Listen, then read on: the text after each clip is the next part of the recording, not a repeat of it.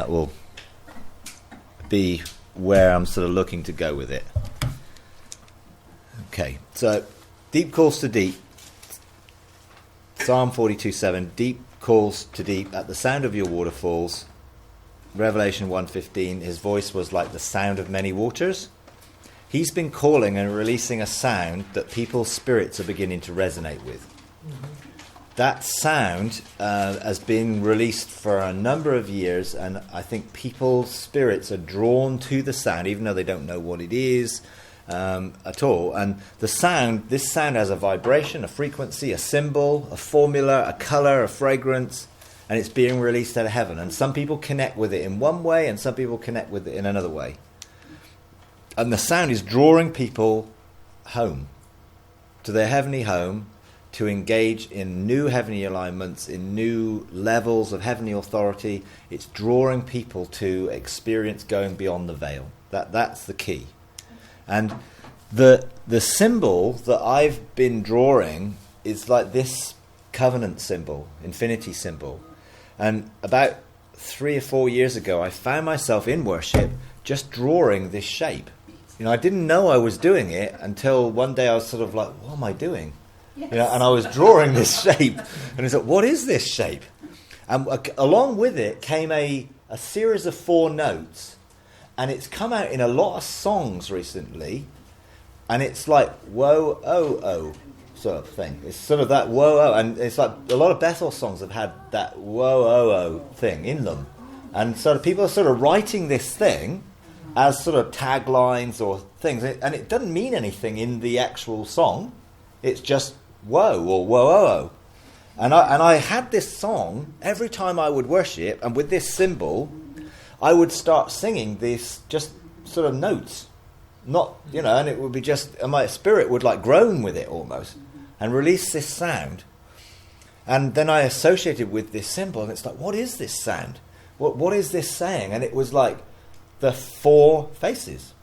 And it was like going in, coming out, going in, coming out. It was the rhythm of life. Yod, hey, vav, hey. Now, I didn't sort of get it exact, because it was almost like a groan. It was all my spirit was trying to release something that the head didn't have any concept of what it was, and my body just responded by sort of drawing pictures in the air, sort of like, and sometimes they're down here, and I'm like, wow, this is really weird.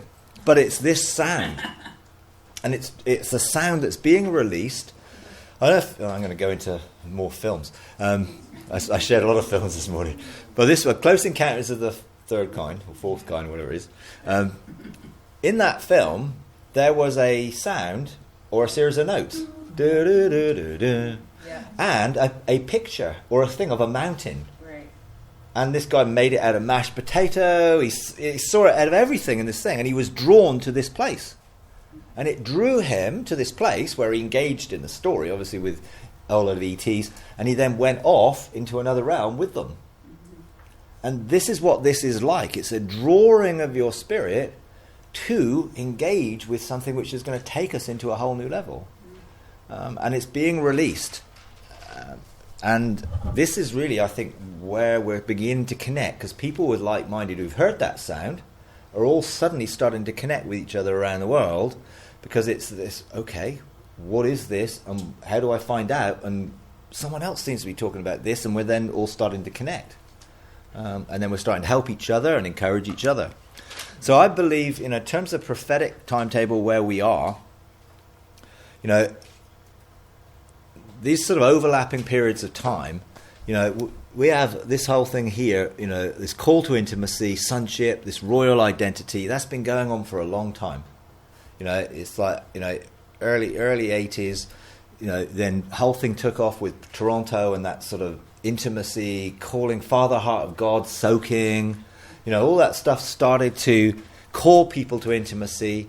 And then after that you had very quickly this whole thing of fire and repentance, and and that sort of got out released, particularly at Brownsville, and the sort of the revival things there was all about this sort of intense presence of God that just sort of like, wow, I need to repent. I need to get all this stuff out of me, But then that whole thing, sort of this gathering, removing of stumbling blocks, is where some people are right now. And the next phase is the judgment of God's household. And I think, we're at that place where the fire of God is coming. And it's coming in different ways to different people. But that fire is basically saying, are you willing to be purified and refined? And then are you willing for that to go deeper? So that not just you are purified and refined, but everything that you're doing and all the structures and everything you are is going to come under the judgment of God, where God says, this doesn't look like anything that I've designed. So are you willing to leave go everything that I've not designed and embrace something that I'm going to show you, which is new? And then as a result of that, and in that time, the releasing of the Joshua generation, mentors called by God to be spies who go into the land and experience something before everybody else and then give a good report and says, come on, we can go in, rather than a bad report and says, no, we can't. That is what's being released right now, so that eventually when we have a group of people who are gathered around blueprints and have places that will receive the harvest, you're going to get, you're going to get there a harvest of harvesters, a harvest of labourers. And I believe that's the billionfold harvest that's been prophesied. You're going to see that harvest come in. It's going to be a limited period of time, and it's going to be represented by Joseph having 7 good years and 7 lean years. And in the good years, they brought all the things into the storehouses. 20% of it in every storehouse from the community was stored and then became a resource for the world. And it says the whole world came to Egypt because of what Joseph had done. And what did he do? He administered the kingdom. He was put in a position of governmental authority. And where did he come out of? The prison. So we've been in a prison of religion and a prison of stuff, and now we've been brought out of the prison and we're going to administer things, and we're going to see 7 years. I'm not saying actually 7 years, because I don't believe it's 7 years, but a period where we're going to see an unprecedented harvest come in. 2 places that are ready to receive them. And if we're not ready to receive them, we won't have the harvest. So when that harvest is coming, it's not fixed in time. It's according to whether people are ready for it. And so I really feel we need to be ready for it. And then once the harvest is come in and we're preparing for it, then we're going to have the shaking of everything else, when we're going to live in cities of refuge under the God of heaven and under the laws of heaven, completely unaffected by all the shaking of every system that's going on. And then the mountain of the house of the Lord is going to be raised up and seen as this is where the government of God is, and where true relationship with God is found and expressed. And people are going to stream to it. That's what it says. And all the other hills, symbols of government, are just going to crumble because they cannot cope with the shaking. Because only what will be remain when everything gets shaken is that which is of the kingdom. And everything man-made won't be remaining. So we're in that place of God is releasing and raising up a Joshua generation so that God's judgment can be released. And then in that judgment, he was producing a verdict, and he's giving people a choice. Do you want to stay in the wilderness, like the Moses generation, and die in the wilderness, or do you want to cross over into a new dimension, a new realm, your promised land, and actually take the land and take back what belongs to you? And I think that's where we are. So that prophetic perspective, in 1975, on the 8th of August, there was a prophetic call that went out by Bob Jones that there was a billionfold harvest. That is coming to an end. 40 years, a whole generation is coming to an end on the 8th of August this year. It's a very significant prophetic event. Wow. So that whole generation has had an opportunity to respond to that prophetic word and get ready. Most of what I've heard has been misinterpreted what that word really meant. In that time, since 1975, you've had the whole prophetic movement, you've had the Apostolic movement. Those orders were released and they failed to equip God's people to engage heaven and become that Joshua generation. They've essentially built their own mountains. So those people in that have been amazing stewards, miracle workers, and we've seen in that time amazing things around the world, awesome things, in terms of signs and wonders, revivals, all that stuff, but they've failed to equip the people. You know, people have not been equipped to do this for themselves, to become people who can hear God prophetically, directly, who can apostolically receive visions and government and administer it, because they've done it from their own mountains. They've built Moses' ministries rather than equip a Joshua generation. Therefore, mediators which have created dependent people. And that is why God is saying, no more. It's like the authority is removed from that, and it's going to be released to people who are the opposite. They're releasing people into hearing God for themselves, being able to engage heaven for themselves, find their vision and destiny for themselves, outwork it for themselves in relationship with other like-minded people. Totally different. So Moses' generation built mountains of ministry under the cloud of anointing rather than equip people to engage God in the cloud. And when the cloud moved, they've actually built something solid and can't move with it, which is where they are. So they've produced covering ministries rather than foundational floors to release living stones into their destiny. So anything that's a covering is between you and God. Obviously, if it's covering you, then you've not got access other than go through the covering, which is totally what God never intended to happen.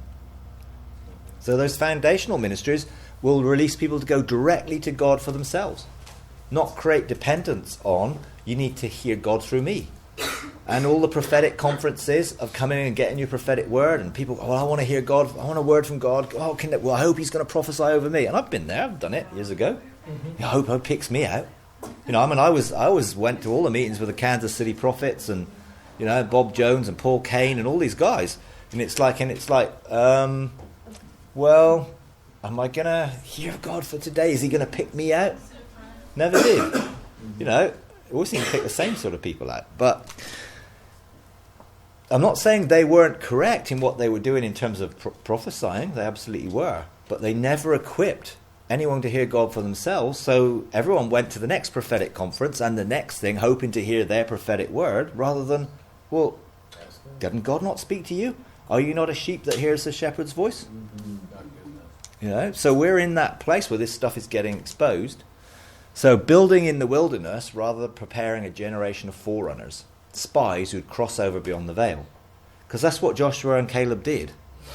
They went beyond the veil ahead of everybody else, saw the land, saw all this wonderful fruit and honey and, massive grapes and all this stuff. Yeah, saw all the giants.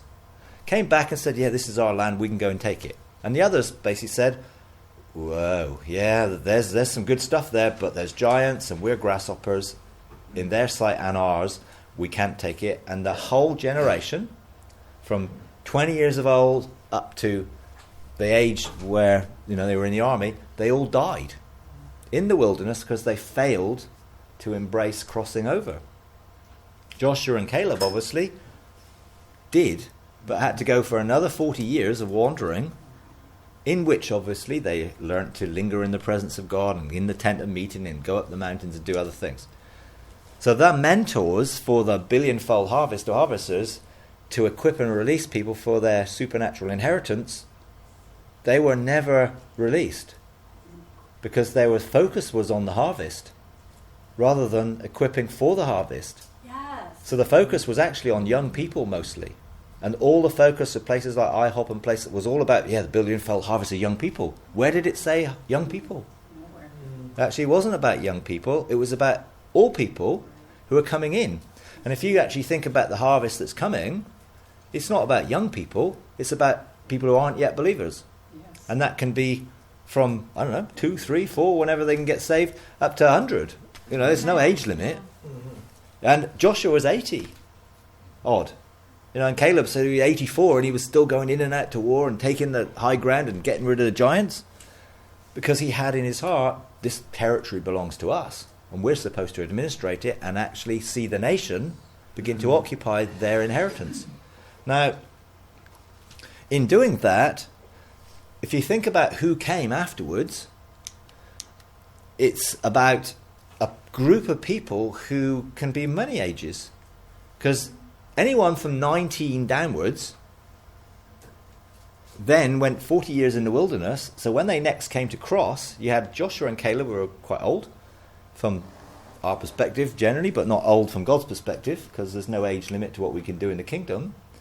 And then you had anyone from 19 or 20 up to 59, who were then part of the army who were going to go in and take the land.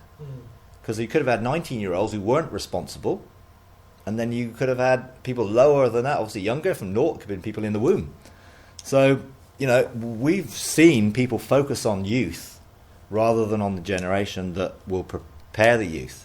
And that really is where we are. We're into looking at a united generation of people who are going to go in with Joshua and Caleb, who are going to be part of that Joshua generation, who will take their inheritance, who will embrace the inheritance that God's got for them beyond the veil, beyond the Jordan. When I was a kid, you used to sing songs about going beyond the Jordan, about going to heaven. And I used to think, when scripturally I sort of think, no, that's not what it means. Actually, it does. It just means you don't have to die. We cross over into a new spiritual dimension of authority which is beyond the veil. That's our supernatural inheritance as God's people, to operate in heaven and on earth. So what God is calling for is the establishing of ARCs, which are Apostolic Resource Centres, habitations of God, gardens of God, cities of refuge, embassies of heaven on earth, storehouses, all sorts of names that people are prophetically using to describe basically the same thing. Places that will gather the harvest, equip them in supernatural dimensions of living, and then send them out from a place of security which is going to take ground, and that place will live under the laws of heaven and not earth. Because an embassy operates under the laws of the nation it sends it, not the nation it goes to. Yeah. And we're not being sent for diplomacy. We're being sent for dominion and conquest and subduing and overcoming and creating and seeing the kingdom of God fill the earth. But we do it from a place of security where we operate under the laws of heaven, completely independent and separate from the shaking of everything else which is going to take place, because we're going to demonstrate the kingdom, health, wholeness, provision, powered sources, food sources. And we'll see supernatural as well as naturally supernatural events. It's like if we need water, we will create water. We'll open an aquifer for the deep, or we'll see a river change course. We will do supernatural things to see this territory blessed and operating under God's kingdom. Because we have the authority to do it, to terraform, to change, to transform, to frame our surroundings. So what we're learning to do individually in our little lives and what we do is to prepare us for when we're part of a thing who's going to actually do that in the community and change the actual concept of what the community is. And there's so much more that we're coming, and God is calling us to do it. And we're going to be living in an overlap of heaven and earth. So are we in heaven? Are we on earth? Because we're living in that environment where heaven is ruling. So we're living in heaven on earth. Living under a higher spiritual authority and the laws of heaven, not the laws of earth. That is really what the order of Melchizedek's about. The ministry mandate to reflect the four faces of God, the fullness of his government on the earth as it is in heaven. The iron, the ox, the eagle and the man is how God administrates, rules, governs. Priestly, kingly, apostolic, prophetic. Now, in 2005, I had a vision. This is a long time ago, 10 years ago. I had a really powerful vision. I knew it was really significant, although I didn't understand it. And I was sort of in the air, looking down, and I saw coming out of the desert, it was a really barren place, out of the desert came a mountain. And it started to be raised up. And it was like rising up, and then it stopped. And I sort of looked down, and on the top of the mountain, I could see something. And what I saw was a shape like that, like a square, but on its side. And immediately I looked at this and I thought, that looks like a boxing ring. As I was looking down on it, on top of a mountain, it looks like a boxing ring. And then I saw three words on the corners: praise, prophetic, and prayer. And I was thinking, okay, so what is that? And I think, well, I know what that words mean. But I had a sense that this was something more significant than that. Then I actually saw, on the other corner, pastoral. And what God was saying in this was, there is a conflict between what I want to bring government into the kingdom and how ministry should be done with pastoral style of ministry. And so what he said was, you need to redefine those words, because what you think they mean, they don't mean. So redefine them. So I'm like, how do I redefine what words mean? I don't know. So I shared this with our leadership, and I said, well, what do you want to do about it? Now, we did exactly what you would think we did, which is completely wrong, but because all we knew what to do was, right, we'll form a prophetic team, and we'll form a prayer team, and we'll form a pastoral team, and a praise team. And the praise team never ever got formed because they're always awkward people, praise people. They never want to do what you want them to do, which is great because they're the only people who didn't get tainted by anything.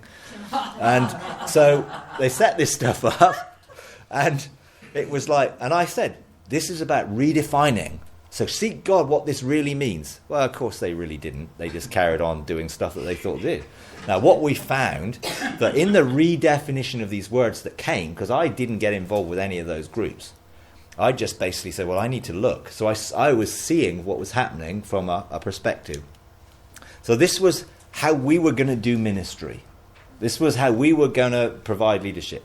Well, we're going to use these 4 words and whatever. Now, I didn't sort of understand the concept of it and how real this battle became. And actually became a battle in my own family. Because my wife is very, very pastoral. She's got mercy gift, redemptive gift, mercy. I have never accepted the title pastor because I'm very, very, very not a pastor, and therefore I carried an apostolic gift, and we continually conflicted, not in our personal relationship, just in how we saw how things should be done, or how ministry should be done. It was like, it was always the people, and for me it's always the vision. And it was like, So then it was like, what happened was, in seeking God about this and in recognizing, look, there is a battle going on here for how are the foundations of things set? Are they pastoral or are they apostolic? Then we had these words redefined. So apostolic, kingly, prophetic, and priestly. Now, I had no idea about the tabernacle in heaven or the order of Melchizedek or any of that stuff. Nothing. Lion, ox, eagle, man. It was just like completely off my radar. This is back in 2005-06. So no idea about any of that stuff. But something was birthed in my spirit that says this is going to be something that's taking place. There is conflict come in between how the church is governed. And we had that conflict. And we had that conflict even when we actually started to understand what those things were. We still had that conflict. And it's a challenging conflict between those things that take place. And that's what the church is in. You know, most of it is led by pastoral ministry rather than apostolic ministry. And I'm not talking about apostolic ministry as in fivefold ministry. I'm talking about heavenly apostolic ministry. But the conflict is there.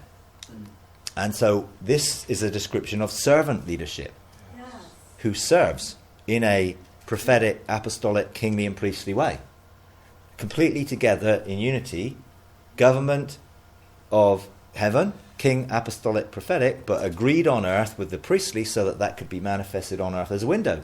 Because you have a triangle, you have government, but you have no window. To have a window, you need a fourth point, which is always the agreement between heaven and earth, which is the priestly function.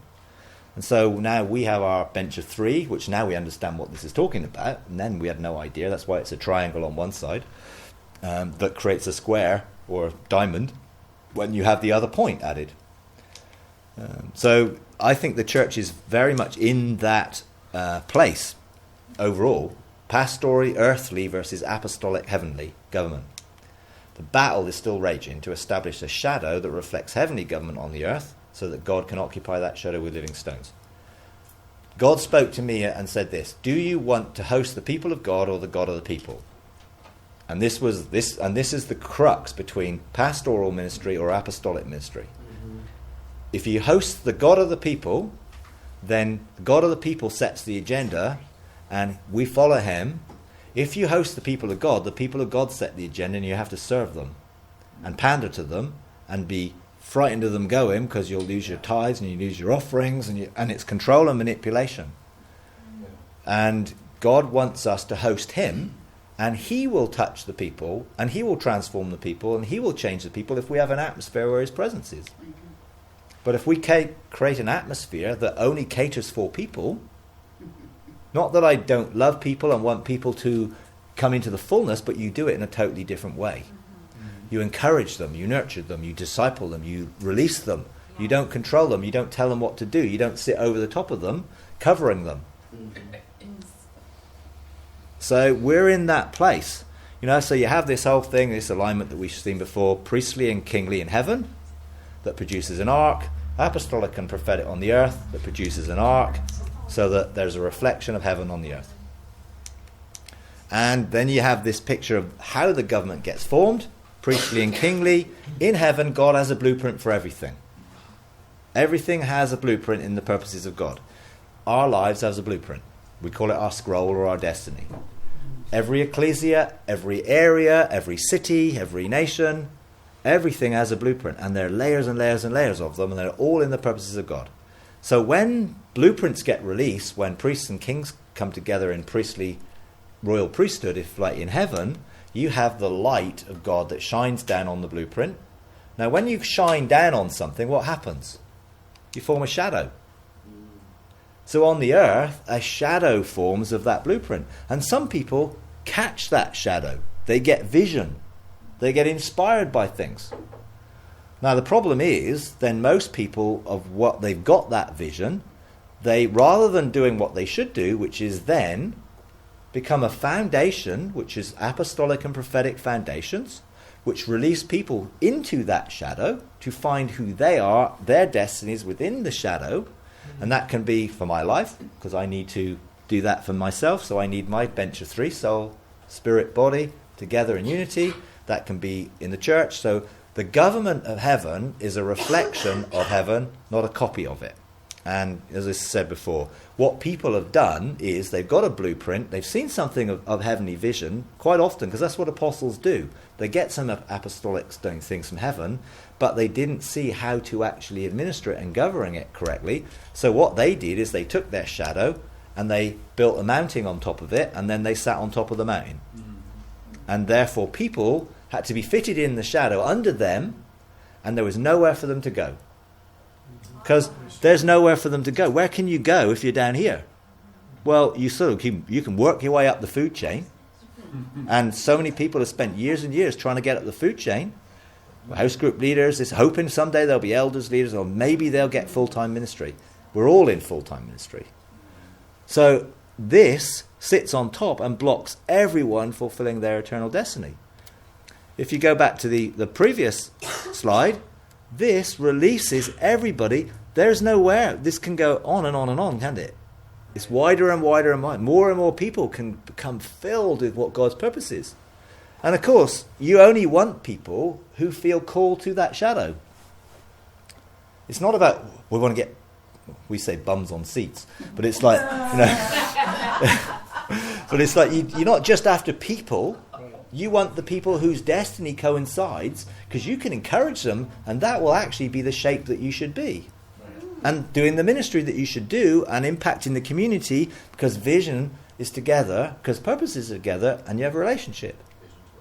That's what it's about. It's not, okay, well, we have this job in the church that we need someone to do. So we'll put out a notice, and then we'll manipulate them until someone does it. It's like, that's what people do, because they need things to keep the thing going, rather than to help people fulfill their destiny. So when it comes to it, like for us, as a church, we don't have certain ministry. The reason we don't have certain ministry, because we have no one who's gifted or feels called to that ministry, so we don't do it. So we've never had children's ministry, so we don't have hardly any children. Now, people are always saying, well, if you had children's ministry, you'd get families come. I said, I don't want families here because we're going to babysit their children. If they want to be here, they need to be here because God's called them here. And actually, if they are called to be here, they'll look after their own children, because I'm not responsible for their kids, they are. But actually, a lot of churches put all their money in looking after kids, because that will draw families in, bring more money in so they can create their more structures, and then they have these big structures, and then they've got this organization, and they're then hosting the people of God, not the God of the people. And that creates what people have built. Structures where they're on top of them, controlling what goes on, getting people to fit in to serve what their vision is, rather than to release people to find where they are. So when I started teaching this stuff, I gave people the freedom to leave. For 3 months I shared, this is our vision, this is where we're going, this is what God called us to do, this is how we're going to get there. It's like we're on a journey. I have no idea how we're going to get there. We're on a journey. We'll suddenly find probably all the things we're doing now will all change, because God will give progressive revelation, and actually probably what we're doing now is our revelation now, but it may not be in a few years' time. So we're going on a journey. But we're going on a journey which is heavenly, and we're going to engage in heaven. It's like, and I said, if you don't feel called to that, we really bless you to be somewhere else. Because you will only hinder, and you will only feel aggrieved, because this doesn't fit in with what you feel called to do. And actually, this is what God has told us to do. If he hasn't told you to do it, well, you shouldn't be here. Amen. So I was encouraging people to leave. Now, a few couples did leave, and the relief when they left was amazing. It's like, because the disapproval people bring creates an oppressive atmosphere that you're under and you don't realize it. And then when it's gone, it's like, wow. And the first Sunday we had after these people left, the angels turned up. It was a celebration, a party. I mean, it was like amazing. Everyone felt like they were floating on air, because we'd just been under this cloud.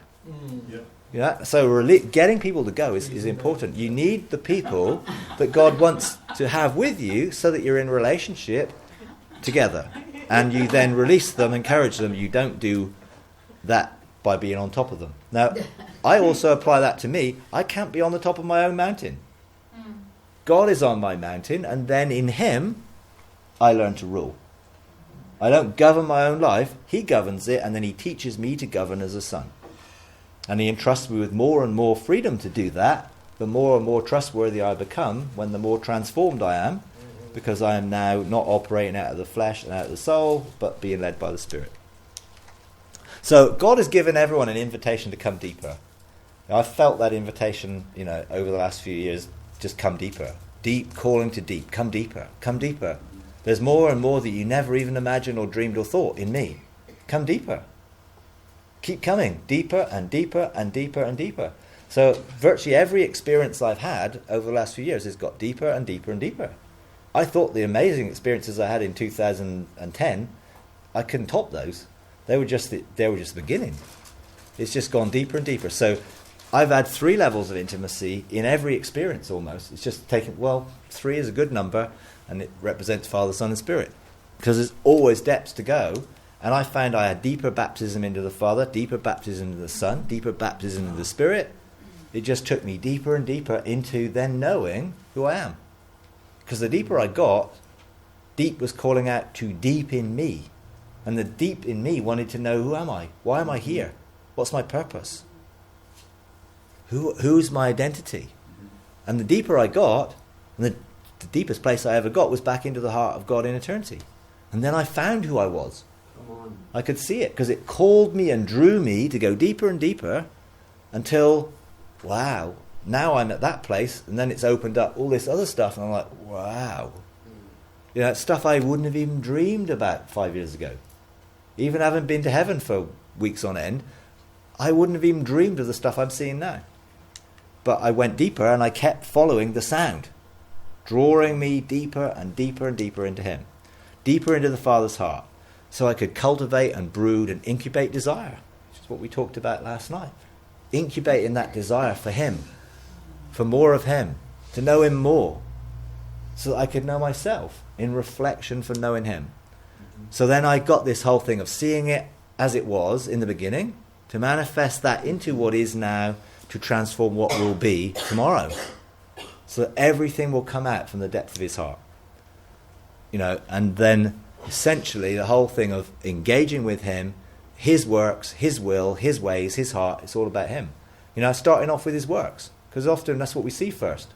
I think the people of Israel saw the works of God, and Moses saw the heart of God, the ways of God. So what I saw on the surface was all the things God was doing. Then I went deeper and deeper, and I saw, why was he doing it? And he shared his heart and revealed what he was doing, so to know his ways and to know him, to know the depths of his heart. And his heart, is filled with love. Awesome, awesome love. Amazing. To know the love of the Father. And growing up having never known the love of a father, I can tell you, it is amazing. It's an amazing thing. And that call then is, if I know the love of the Father, then I must be a son. So I'm called to sonship. And it unveils that he's my father and I'm his son. I've been adopted in his family. And now I'm part of his eternal purpose for the whole of the created order, which is just amazing. And Romans 8:19 was really what it's about. For the anxious longing of creation waits eagerly for the revealing of the sons of God. And I was telling someone the other day of how I was taking out into a black hole and went on the event horizon of a black hole and felt a groan, felt a sound, and thinking, I'm not sure anything can escape a black hole. And so I went back, having had this encounter, went back and checked it out on Google. Google's a really good source of stuff. Sound coming from a black hole. It's a B flat, 57 octaves lower than the lowest B flat on a piano keyboard. Literally, scientifically. And that's the groan saying, come and fill me. Come and get rid of this blackness. Come and answer the groan of creation. So that creation itself will be set free from its slavery to corruption into the freedom of the glory of the children of God. That verse just absolutely blows my understanding and conscious perception right now. The freedom of the glory of the children of God. The whole of creation. Whole of those 800 billion galaxies, or how many there are. The whole of those, how many trillion stars. And all the angels that go with them. And everything else that's created is going to be brought from its corruption, which is why there's dark matter and dark energy, which makes up 70 to 80% of the whole universe. They'd know there's a huge amount that they can't find in the universe because it doesn't make any mathematical sense, and they call it dark energy, dark matter. Well, it's because the light was removed when a third of the angels fell. And God wants us to bring light, because who are we? Sons of light. You are the light of the world. You to be the light of the galaxy. Now, it's an amazing thing to go and birth a galaxy out on the edge of the universe. I've done that once. No desire to do it again right now, because I get to forerun all these things and then don't get to go back and play. Because I got to teach other people to go and do it. That's what I do all the time. Yes, I can legislate. Yes, I've made laws, but I get to do it once or twice, and then I got to teach other people to do it. God won't let me do it. So, and where my soul a few years ago would have been, I want to go out there and start doing this stuff again. It's like, wow, what's it like? And this galaxy came out of my innermost being, and it formed. Do you know what shape it formed? Yes. Yeah, and it was like, wow, and it felt like that. Then it was like, okay, don't get caught up in that, and that's how God's done. So I've never gone back. Don't need to go back. Sometimes I go and look to make sure everything looks all right. Yeah, but actually, we need to get our conscious understanding of what is possible expanded. To be the limited, taking the limits of religion and the things that have been put on us to expand into sonship. What did Jesus do? Speak everything into being. So as his brothers and co-heirs, what do we get to do? Creatively release things in the same way. Out of desire in our hearts. And so everything needs to come into the freedom of the glory of the children of God. So this whole thing of coming around the tabernacle, engaging the four faces and the order of Melchizedek is so important. And as we learn to do it, it will help us come into what God is doing. God is raising up a new order in the kingdom. The order of Melchizedek, the old fivefold ministry order is ended. Moses' generation and Joshua generation are now starting to clash. Now, you've had that very recently in a major public event that's brought this to the surface, and that's just the first one. There's going to be lots of others that come, because this is where we are. And as the next 3 months comes and we get into August, then that generation will have ended. And those that have chosen not to cross over, suddenly God is going to leave. So the Joshua generation were forerunners who mentored the next generation into their inheritance. All about the next generation, all about bringing others, not about maintaining what you've got. So we're called to be part of that Joshua generation, to raise it up, to release it, to be part of it, to be forerunners, to embrace progressive revelation of God's kingdom, called to leave the old religious institutional ways behind in the wilderness where they belong, and embrace the new kingdom ways in the promised land. What sort of people do you need to be to do that? People who are going to fulfill their destiny. The Joshua generation were a people with a different spirit. That's what it said. Caleb, different spirit. Now, I've done a whole teaching on Joshua generation, if you've not heard it, and what I've not explained. There's 40 characteristics that I received when I was on the fast, which will give you some insight into what sort of people you need to be. But we need to be an apostolic people. You know, God placed apostles first, it says. Yes. Why? Because they go first. They make a way. They don't go first and then stop everyone going. They go first and encourage everyone else to go. And then they encourage people to go further, beyond. So, Jesus-centered people, creation lovers, not just this planet, but the created order. We have to see that's our responsibility. If it's going to come into freedom, we have to love it. Pioneers, adventurers, servant leaders, disciplers, you know, you have to be willing to go beyond. You know, not being stuck where you are, not in the comfort zones. Sometimes you have to be willing to go not knowing where you're going. Just following the sound, being called deeper and deeper. Colossians 3, 1-2, therefore, if you have been raised up with Christ, have we? Yes. Yeah. So, what are we going to do? Keep seeking the things above, where Christ is seated at the right hand of God, and of course we're with him. Set your mind on things above, not on things on the earth. That represents the key revelatory principle of all these new ways. Where we are, and keep operating and thinking from there. Not thinking about going to and fro, trying to do everything on the earth, but going into that place and seeking things above, which is where the kingdom is operating from, where the government of God begins to come, where God's purposes are there. So God is raising up this Joshua generation of leaders, mentors, disciplers, who will be committed to leading and equipping the next generation into a supernatural lifestyle. Because that's what we've got to equip people in, to live the same and go further. To freely give what we've freely received. To be blessed, to be a blessing. That's the characteristic. Everything I've received I must be willing to give away. Not hold knowledge to myself so I will have control.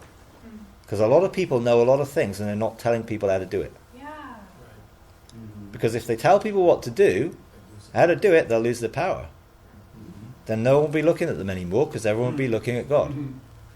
And that is part of where we are and the challenges that people have right now.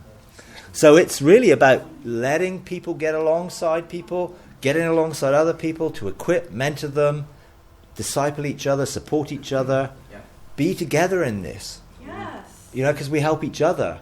You know, when I mentor people online, I love it when people tell me things that I've never seen or been to places I've never been. Because it's like, wow, awesome. Yeah, I'm going to try and go there. Yeah, that's true. It's great, because it's like, what does that mean? And they say, well, what does it mean? I said, I don't know, I've never been there. What do you think it means? You know, it's like, but I'm really keen to go and find out, because it sounds really interesting. You know, so that's about equipping and mentoring, not controlling, not creating dependence. You know, which is why I very rarely now do the things I used to do. So I help people to get to God to do them. So I don't tell people the interpretation of the things, or their dreams, or their visions, or their encounters. I help them sometimes with the symbolism, but actually no, what is God saying? You know, what is God showing you through that? Go and ask him, because in asking him, what will you do? Build relationship. Know how to hear his voice. Right. He'll teach you how to discern. Because what that symbol means to me may not actually be what God is referring it to you. So I'll just give you what my interpretation is, which may or may not be correct, and it is correct from my perspective, because I understand from my perspective what that means to me. But for you, it might be something totally different. So when you go to the source. Go to the source, because the source will give you what it means for you. So we have to all be willing to go deeper with God, willing to experience new things, willing to understand new truth, willing to pursue new ways, willing to pass that on to others. What is a supernatural lifestyle? Well, it's being like Jesus and more. So John 14:12. I preached this for 2 years. Like every time I could get this verse in anywhere, I got it in because it was so into my spirit. It's like, yeah, Hugh believes in me. And that was the first thing. Do we believe him? Do we actually believe what he's saying? Do we really believe what he says about us? Because then the works that I do, he will do also. And greater works than these, he will do because I'll go to the Father. And of course he went to the Father to what? Open up the veil. Not just to send the Holy Spirit, although he did, but the Holy Spirit came because the veil was open. Now the veil's open, we have an invitation to come through the door. Because didn't he say that I'm the door? And that what would we do? Go in and out? Find pasture? So go in and bring it out. That's the door that we've been invited to go through. Now, no one teaches that that's the door that I've heard, but that is the door. Because he's the door, and his veil is what he's opened up through the cross and opened up through his flesh. So a supernatural lifestyle, doing the earthly and heavenly works of Jesus, the way Jesus did it. And that's the key. The way he did it. In full, intimate love relationship with the Father, who is in him, being able to see, hear, know, do the Father's will. And we get that in John 3:13, that Jesus was dwelling in heaven while on earth, and John 5:19, he only does what he saw the Father doing. So living in heaven on earth simultaneously, being a home for God and a gateway of heaven on earth, and that's the only legitimate way. Jesus did say that some people try and get in illegitimately, so you can get into a realm illegitimately, which is what some people try and do, but actually you'll never be going through the door and you'll never find pasture. God is looking for those who want to be on this journey, an adventure of discovery. And I guess you're here because you want to as well. So what are the new things? Well, there is a new governmental structure patterned after heaven. Number one, both for corporate and individual. I need that government in my life. Corporately, we need that government.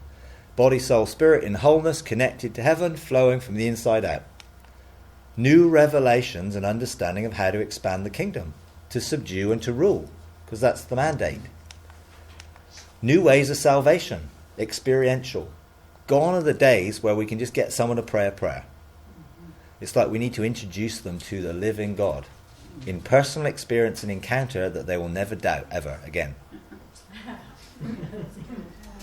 Because praying a prayer, I don't know where the prayer came from, because Jesus never did it. He just said, come and follow me. That was his invitation. Come and follow me. I'm going. Come with me. Come know me. Come and know me. Come and walk with me. Come and be disciple. Come and be, as a rabbi, come and be my disciple. And the whole thing of being yoked together wasn't just the oxen. It was also the picture of the rabbi yoking the disciples, and they followed on after him, eating his dust. And where it says, that thing about when you enter a place that people don't want, shake the dust off your feet. That wasn't a negative thing. It was actually all the deposit that you've received from me as a rabbi, leave with them so that they can embrace it. Totally different concept. Negative again, you see. Thinking, God would, people reject him, he's a negative to them. No, God will always love people and want to draw people to him. Just leave something. Yeah. So new ways of ministry, experiential. That's why I love ministries like Live Busters, which is all about the person hearing from God themselves and God telling them what he wants to do in setting them free, and each step the God telling them what it's the purpose, and That's the sort of ministry we want. We don't want the counsellor to tell people what to do. We want God to tell people what to do. So all we do is facilitate, not become dependent for people. So they become codependent. And a lot of counsellor relations become codependent. I get my identity from being the counsellor, so I need people to counsel. So if I can keep people coming to me for counselling, then I'm a good counsellor. Now actually I'm a really bad one, because actually they shouldn't be coming to me anymore, because they should be free. Job security. Yeah. So new ways of teaching, experiential, which is why I always try and do activations, because actually it's not just about hearing, it's about engaging. And I believe when we really get through this stage, there will be very little teaching of the style that we do now, like this. There will be just getting together and engaging and God doing it as we enter in. But now we've got to try and teach people to enter in. When people can enter in, we won't need this, because we'll just go and hear from God. What's the blueprint? What's the mandate? What do you want me to do? How do you want me to change? So it will become experiential. So I'm on a curve becoming, 80% teaching to 20% things, to getting that more and more over to let's go and engage. So new ways of prayer, experiential. Not just, God, will you answer my prayer somewhere? Is my words going above the ceiling? No, I'm going to meet you face to face at the throne of grace, and I'm going to ask you for help, and I'm going to rest in you, and you're going to do it. Because that's what he does. When we rest in him, he does the work. Experiential. Face-to-face encounter with God and talk to him. Because prayer is just talking to God and fellowshipping. It's not asking him to do stuff. We've created a whole thing of prayer around that. And when you actually look at the Lord's Prayer, it was all about honouring the Father, seeing the kingdom come. Yes, there was, give me this day my daily bread. There was that. But other than that, it was all about focusing on heaven. It was always focusing on God and God's purpose. So it's about relationship. New ways of interceding. That's a big one. All those intercessionary ministries that are looking to do it from here and engage all the stuff in the heavens are going to find it doesn't work anymore, even if it does now, and most of it doesn't. That's why a lot of intercessors get beaten up and worn out and burnt out, because they're doing it under rather than over. So we're going to find that we intercede in the courts, or we intercede at the ark. On our mountain, we come as a priest and say we're going to release blessing from heaven to earth. Totally different. New, more effective ways of administrating the kingdom, because we're going to have strategies from heaven. New ways of partnering with the angelic realm, those ministering servants that have been assigned to us. That's going to be a mark of what we do, because we're going to engage with the spiritual realm, so that we can operate with that, because that's what God uses, who he uses most of the time to do most of the work that he does. And guess what we should do most of the time? Get the angels to do stuff for us. New ways are about maturity. It's leaving childhood behind and entering into maturity. See, Moses did miracles, parted the Red Sea, food just appeared supernaturally, clothes never wore out, pillar of cloud and fire, they were just children wandering around. When they get to the promised land, when Joshua takes them in, what happens? Did Joshua part the Jordan? Mm-mm. Who parted it? Well, God did, but he stepped in with the priest. Yeah, they put a foot in there. Mm-hmm. They took a step. So who brought Jericho down? The trumpets of the priest. Shofar. Yeah, all of them walked around, whole nation, 13 times. So they actually participated. Every time else, Moses did it, which is the old order, someone doing it for you. And that's what the old order is about. I'm the prophet, I prophesy. You come to me for a prophecy. I'm the pastor, you come to me. I hear God for you, and I give you my sermon for the week, and then you listen to it, and then you do it. Rather than come and listen and engage with God and let God tell you and then follow him. So everything is different in this new order. It's about maturity. We can't be children anymore. Jesus did the same. He was with his disciples. His disciples saw what he did, and then he sent them out. Who multiplied the food when he fed the 5,000? They did. He just gave them it and showed them what to do. He got them to do miracles. They went out. and then came back and reported, and it was like, whoopee. And literally, it says Jesus, the Hebrew word or the Greek word was, they twirled around in the air with excitement and joy because of they were doing the stuff. Not, oh, these people are doing it, I'm going to be out of a job. Well, that's exactly what he wanted to be, out of a job. Because he was going back, equipping them to do it on the earth in his way. So new ways. Pastors are a thing of the past. I'm saying that pastors were never a thing anyway. Sorry, but there's only one word that can be translated that, and it's actually shepherd. And it was nothing to do with leadership. It was to do about equipping people to shepherd other people. Where does it say that pastors were leaders?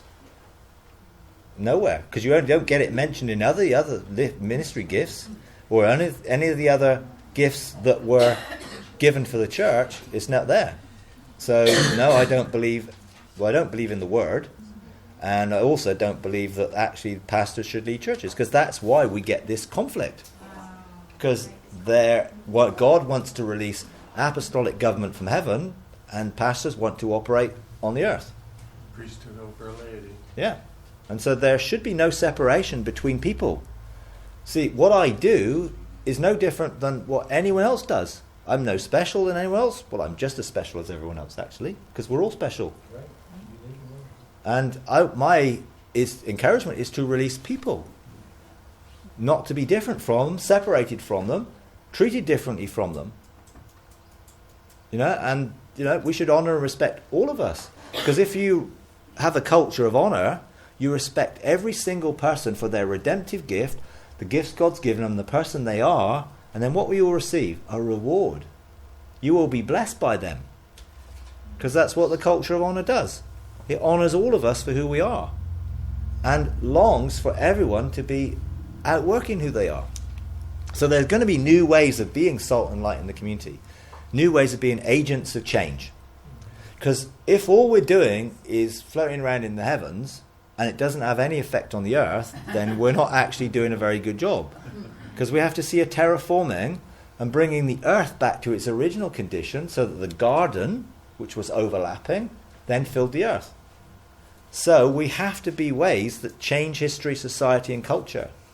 And the 12 Chancellor's houses will help us do that, because there's a house called the Affairs of the Nations, where you can go and administer the affairs of the nations. There's another one called Culture House, where you will go to actually affect culture and see it changed. So we're supposed to be agents of change. Are we influenced or are we influencers? That's the question, because we're supposed to be influencers, those who influence others to a totally different way of life. So being children of light. So there's new ways to bring transformation to our communities. We will set up these cities of refuge which will bring transformation to our community. I like the transformation videos that were around years ago when you saw, all the carrots growing for 3 feet long and, stuff, because you saw supernatural things. You saw change. You saw communities change when a portal was open, when heaven was open. Problem is, they theorized it and formalized it and created things of, well, if you do this and you do this and do this, this is what will happen. Well, it was never about that. It was about each individual place hearing what God said to them and doing it. Yeah. Not trying to copy it. Yeah. It was the principle of hearing from God, which was the key. Not, okay, we're going to do spiritual mapping, we're going to map everything out, and then we'll know everything. It's quite useful information, and we will actually use that when we do court cases. Very useful information when you do a Galactic Council court, because basically you're actually seeing things that are going on, and you have information of what's in the ground and what's in the land and things that you can use. I'm not saying it's not useful information, but it doesn't do it on its own without going to a higher realm to administrate it. So there's lots of things that we've learned to do along the way that we thought was it. This is the new thing. This is the thing. And they wrote a book about it, and everyone tried to copy the book and put it into practice, and most of the time it didn't work because it wasn't the blueprint or the mandate that they were given. For there, yeah. You get it lots. I remember the story of Bill Wilson, the guy who did in New York the bus ministry. So these buses, and he shipped all these kids in every week, and it was amazing. And then wrote a book, started doing conferences and being a major speaker, and everyone started doing it. It didn't work because he was told to do it, and he was supposed to do it because it was his mandate. Now learn the principle, get a mandate, and it'll work. Try and copy someone else's mandate, and it won't work very well. You can try and make it work, but it won't be what you're called to do. So we have to establish all things in heaven first, so that they can be manifested on the earth. Let's compare the old and the new, because you're going to be asked this stuff. Well, what's the difference? What are you talking about new? Well, prayer from an old perspective, from earth, asking for God's help from heaven. God hears us perhaps from a distance. Isaiah 64:1. Oh, that you would rend the heavens and come down. In other words, help. Help us. God has already come down, and he's rent the heavens, and he's gone back up, and he's saying, come up here. He's gone into heaven, has opened up the veil for us to come. We can come to the throne of grace. We can come and talk to him. We don't have to cry out hoping that he might hear from somewhere. He will hear because we're talking to him face to face. Revelation 4:1, come up here. Old access to holy places and holy things limited by special people, some people, mediators and priests. That's the old. Only certain people can access the holy things of God. Now we know very well that the temple was torn in two and all that stuff, but it's not stopped us creating the same Old Testament pictures in our churches and our government today, which is why the pastors are there. They just represented the priests of the old, and actually some of them are called priests. Yeah. That's old, because it's always about mediatorial things, doing something on behalf of somebody else. Mm-hmm. The new is all of us is accessible to everybody, because the veil's torn. It's open. We can come right into the presence of God. We can hear God for ourselves. We don't need anyone to tell us. Now, I'm not saying people can't be teachers or help us or encourage us, but what they should be teachers and helping us and encourage us to do is go and hear God for yourself and showing us how to do it, not doing it for us. So old way of seeking God's help, pray from earth and hoping someone hears, or a new way, go and meet him face to face. And I would encourage you to find the scriptures, we were talking about this earlier, to find the scriptures when people are wanting to know, or you're trying to help people understand that there is something new. Use something that's a familiar script. Don't talk about the Galactic Council or creating a galaxy. It's like, it will probably just fry their brain and think you're a nut job. It's actually talking to them about Hebrews 4:16. You can come boldly to the throne of grace. Well, ask them, well, where's the throne of grace, do you think? And what is to come boldly to it, do you think? Well, it's just praying, and God will answer our prayers. Well, do you think does it say that? Or do you just think that that's what it means? So come boldly to the throne of grace and find that stuff. So then it's like, well, this is what it means to me, and actually I've been. And it's in heaven, and God is on it, and he invites you to come and sit with him. And while you're resting with him, he starts doing things for you. So you use scriptures like that to open people's understanding. Hey, what? This is not what I thought. Now, some people will fight and argue with you and try and, convince you that you're wrong because they don't want to change. But some people will think, oh, wow. So you're saying I can go? And then you begin to open other things up. So find those little key things that are meaningful to you, that you have a testimony about, that you can share with others. Because that will be what will open up their hearts. Your testimony of the reality of it that will encourage them to participate in it. Not arguing. So Hebrews 4:14, Jesus, the Son of God, then it's basically, let us draw near with confidence to the throne of grace. Use that. Old ways, like the wilderness, expecting God to do it all for us from heaven. That's the old way. God, will you do it? Now, I asked God to do lots of things, and in the end, he got so fed up, he said, no, sorry, I'm not doing it. It's up to you to do it. Because it's like, oh, Dad, will you, Dad. And it's like, that's what most of us are like. Will you do, oh, please. Please, I'll fast. Then you'll do it. as if we can manipulate God and twist his arm. Yeah. That's the old way. It's being like in the wilderness, all the manna appeared every day, and it was just God did it all. We don't have to do anything. We just sort of followed the cloud. New ways, God has given us responsibility to be co-heirs, partners in heaven, operating as lords, kings and sons. He says, no, you do it. You have the authority to do it. You're my children.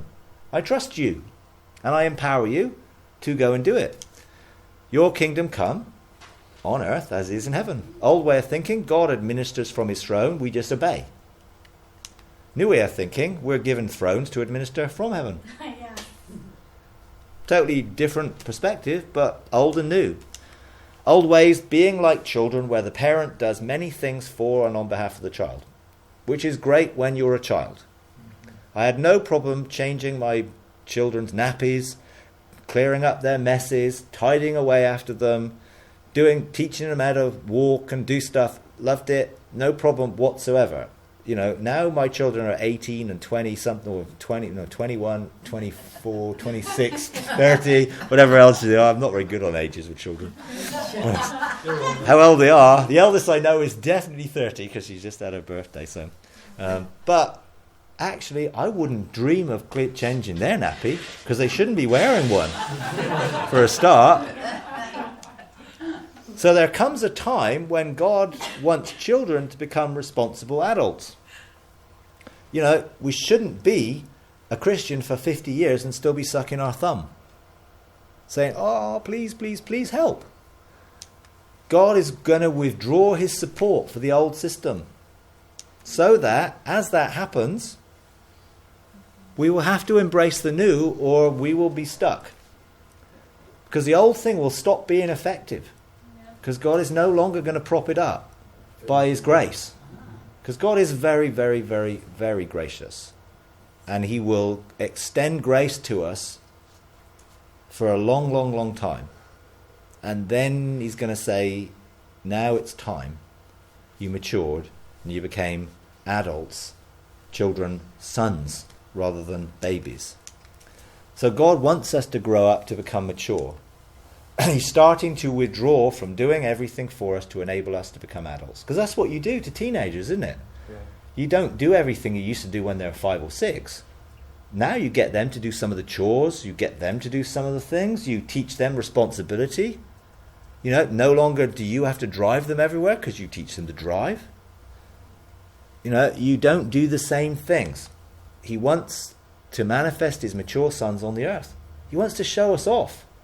He wants to say, hey, look at my children. Just like he did to his own son. Opened heaven. This is my beloved son, in whom I'm really pleased. This is my beloved son. Listen to him. He wants to do the same for us. To actually show us off to the whole of the rest of the created order. Who are all looking to us. Because we're the answer to creation's problems. He wants us to fulfill our destinies. So why can't we keep the old ways? Some people say, well, I like it this way. I don't want responsibility. I pay the pastor to do all that stuff and to hear from me and tell me what to do.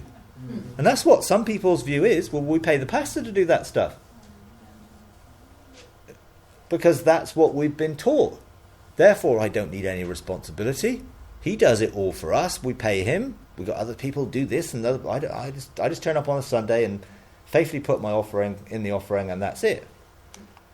2.5 tribes did keep to the old ways. They settled on the wrong side of the Jordan, and there's no record or evidence that the old ways continued to it for them. And actually, there's no record of them either. That's Indicator.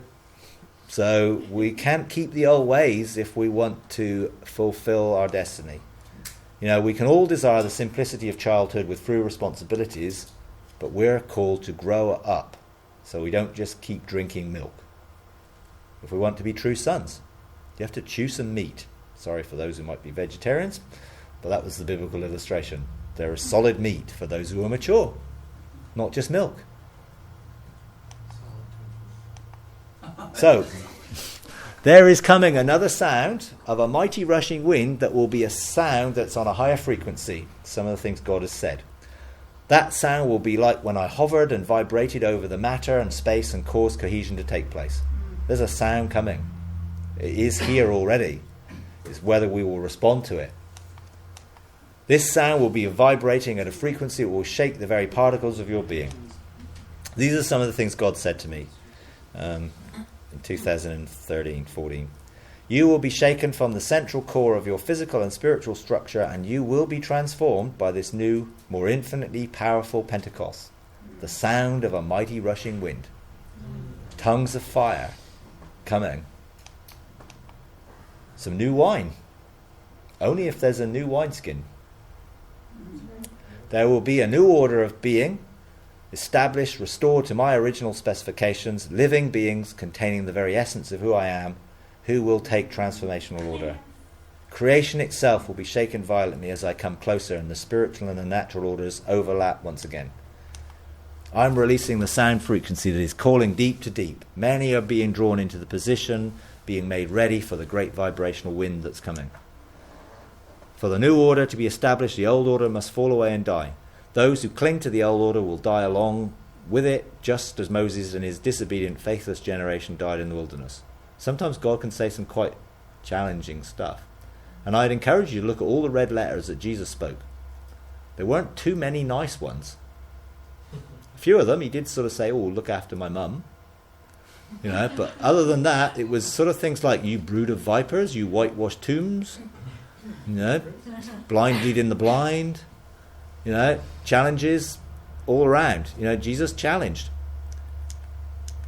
Son, I'm giving this warning again. And God speaks to me like that all the time. Son. And when he says son, I know that, he wants me to consider it quite strongly. I'm giving this warning again because many are not heeding my wooing. I'm releasing the harbingers. I will remove the stumbling blocks and the obstacles. We really don't want to be a stumbling block and an obstacle. Lawlessness will be removed from my kingdom. There is no room for discord. You must prepare and be ready, as the sound of the mighty rushing wind that will shake the created order will destroy as well as transform. The frequency of the created order itself will be changed by the power of my voice. Use this warning to shake people out of their complacency and call for a heavenly and earthly alignment. Son, herald the sound of a heaven, blow a trumpet. Herald a new season. Sound the alarm. Muster the troops. Let the sound reverberate, resonate, draw people. Son, let the lion release its roar, let the eagle soar, let the ox snort, and let the man cry out. Son, hear my heart, focus on the main thing. It's time to, the old fruit, the old season, the old things have ended, both good old things and bad old things. Because there's a lot of good things, but someone said they often are the enemy of the best. I'm going to shake the tree violently to remove you into this new season, where the new book will be open, new chapters and new pages will be revealed and initiated. And I've seen that book, and it's cool. The blueprints must be clearly established as the foundations and maps to direct you in the seasons ahead. Proclaim and herald a new day, a new season, new depths, new heights, new doors, new chapters will be opened and become accessible. You have a year of preparation before the release of the hunter-gathering angels will fully be authorized. Make everything ready and be expectant with fear and trembling. That year is coming to an end soon. This was obviously less than a year ago, but it's coming soon. August. August. August 8th.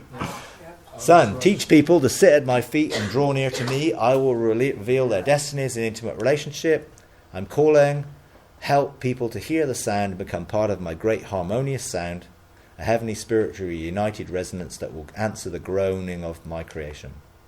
Teach people to hear the busy sounds, to clear the busy sounds of their cluttered lives, to be able to hear the pure sound that I'm releasing into the atmosphere. Joshua 3:5. Joshua said to the people, consecrate yourselves, for tomorrow the Lord will do wonders amongst you. And then Joshua in 24:14 says, choose you yourselves today who you will serve. As for me and my house, we will serve the Lord. And that's the challenge.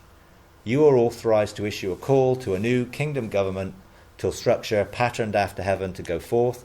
True kingdom government of those willing to embrace their eternal destinies will hear the call and rise up.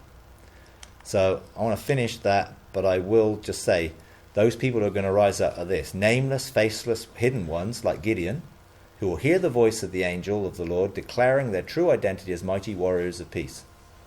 It's like Gideon didn't believe it, but the angel called him, and eventually he responded. Call for the fathers and mothers who will mentor the next generation, whose hearts will turn to the children of the next generation. So I want to just speak this over you. You close your eyes and just listen to this call to be part of what God's doing. I call your spirit to attention. Just spirit, listen as a true son. I call forth your identity as the Joshua generation, the order of Melchizedek. I call forth your identity, your destiny to manifest God's kingdom on earth as it is in heaven.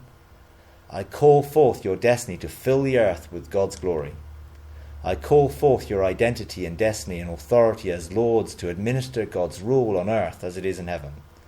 I call forth your identity and destiny and authority as kings to have charge over God's heavenly courts. I call forth your identity, destiny, and authority as sons to stand in God's presence and be displayed on the earth. I call forth your identity, destiny, authority as sons of God to answer the groan of creation, to restore it to original condition and purpose. I call forth the Joshua generation to rise up, take possession of their inheritance. So resonate with that. Respond to the call, calling you into your identity as children of God.